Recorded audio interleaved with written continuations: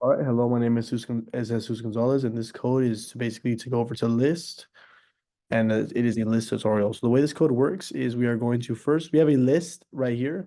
This is our list called My Database. It has every single country in the list. So our code works as we first go through and we ask the user to enter into a letter. We check if this letter is we check if this letter is a text and if this letter is only one length because we only want one letter. If it's not, we'll say sorry, invalid input.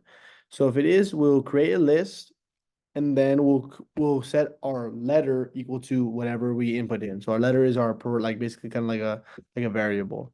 So then we'll say searching is in progress, and then we'll go to for each item in my database. So we're gonna iterate through every single item in this whole database, every country. We're gonna check if the first letter of every country is equal to the letter we had inputted. And if it is, we're gonna add this country to our list.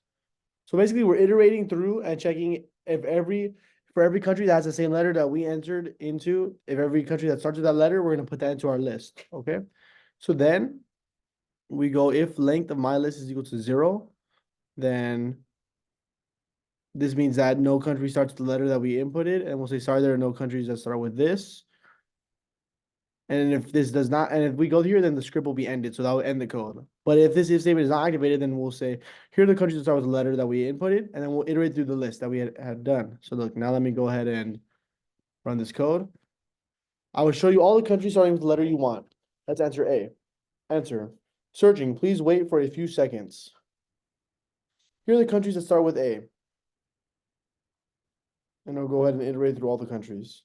So we're gonna go ahead and just reset this because there's a lot of countries that start with A, as you can see. Let's see. There is about 15. So there we are, we're done. So now we're gonna go ahead and reset this. Let's see if we enter in a space. Sorry, invalid input. Or if we enter in nothing, we'll go ahead and get sorry, invalid input.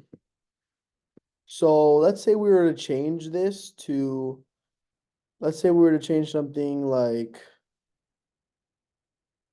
letter number 2 of item.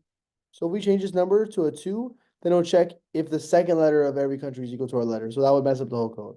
So this is kind of a way how this is how we could use lists to iterate through things and add things to our own list to kind of like search for items in a list. And this is kind of the tutorial. Thank you.